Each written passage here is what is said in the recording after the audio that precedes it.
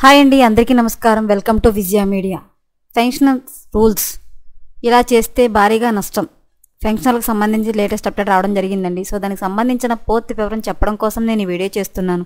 వీడియోని పూర్తిగా చూస్తేనే నేను చెప్పే సమాచారం మీకు బాగా అర్థమవుతుంది. అలాగే వీడియో నచ్చితే వీడియోకి లైక్ ఇచ్చి నన్ను సపోర్ట్ చేయండి. చాలామంది సబ్స్క్రైబ్ చేసుకోకుండా చూస్తున్నారండి. తప్పకుండా సబ్స్క్రైబ్ చేసుకోండి. అప్పుడే నేను పెట్టే మరిన్ని వీడియోస్ చూడడానికి అవకాశం ఉంటుంది. అలాగే ఈ వీడియోని లైక్ చేయడం వల్ల ఈ వీడియో కొంతమందికి రీచ్ అయ్యి ఇన్ఫర్మేషన్ మరి కొంతమందికి తెలుస్తుంది. సో లేట్ చేయకుండా మన వీడియోలోకి వెళ్ళిపోదాం. భారతదేశంలోని వివిధ సంస్థల్లో పనిచేసే ఉద్యోగుల సంక్షేమం, రిటైర్మెంట్ తర్వాత ఆర్థిక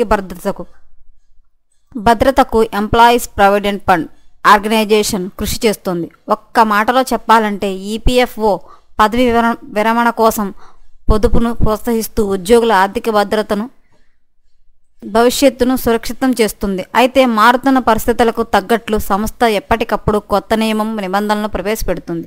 ఇటీవల ఈపీఎఫ్ఓ పెన్షన్ రూల్స్కు సంబంధించి స్పష్టమైన ప్రకటన జారీ చేసింది. చందాదారులు అందుకునే పెన్షన్ మొత్తాన్ని ప్రభావితం చేసే అంశాలను విశ్లేషించి ఏ వయసులో రిటైర్ అయితే ఎక్కువ పెన్షన్ లభిస్తోందో అర్థమయ్యేలా వివరించింది. తాజా నిబంధనల ప్రకారం ఈపీఎఫ్ఓ స్కీమ్లో కనీసం 10 సంవత్సరాల కాంట్రిబ్యూషన్ చేసిన ఉద్యోగి 58 ఏళ్ళు వయసు వచ్చిన తర్వాత నెలవారీ పెన్షన్కు అర్హులవుతారు. అయితే 60 ఏళ్ల తర్వాత పెన్షన్ అందుకునే ఆప్షన్ ఎంచుకుంటే వారికి అందే పెన్షన్ మొత్తం సుమారు 8% పెరుగుతుంది. EPF rules. ఈపీఎఫ్ఓ రూల్స్ ప్రకారం ఉద్యోగి బేసిక్ శాలరీలో 12% ప్రావిడెంట్ ఫండ్ పీఎఫ్కి కేటాయిస్తారు. యజమాని సైతం ఇంతే మొత్తం కంట్రిబ్యూషన్ చేయాల్సి ఉంటుంది. అయితే ఎంప్లాయీస్ కంట్రిబ్యూషన్లో 8.33% ఎంప్లాయీస్ పెన్షన్ స్కీమ్కు వెళ్తుంది. మిగిలిన 3.67% ప్రావిడెంట్ ఫండ్కు కేటాయిస్తారు.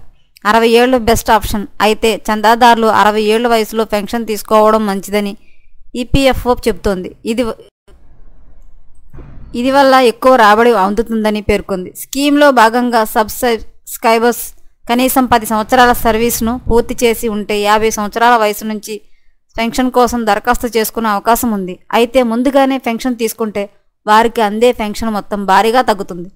దీంతో సబ్స్క్రైబర్స్ నష్టపోక తప్పదు. చందాదారుడు 58 ఏళ్లు నిండకముందే పెన్షన్ విత్డ్రా చేసుకుంటే ప్రతి సంవత్సరం పెన్షన్లో 4% తగ్గిపోతుంది.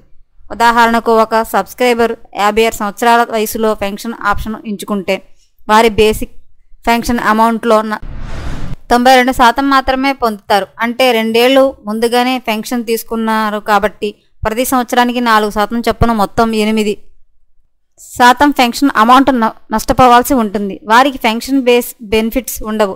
మరోవైపు 10 సంవత్సరాల సర్వీస్ పూర్తి చేసి 50 సంవత్సరాల కంటే తక్కువ వయసున్న చందాదారులు పెన్షన్ అనర్హులు. పదవీ విరమణ తర్వాత వీరి ఈపీఎఫ్ అకౌంట్లో ఉండే నిధులను మాత్రమే అందుకుంటారు. పెన్షన్ బెనిఫిట్స్ ఏవి అందవు.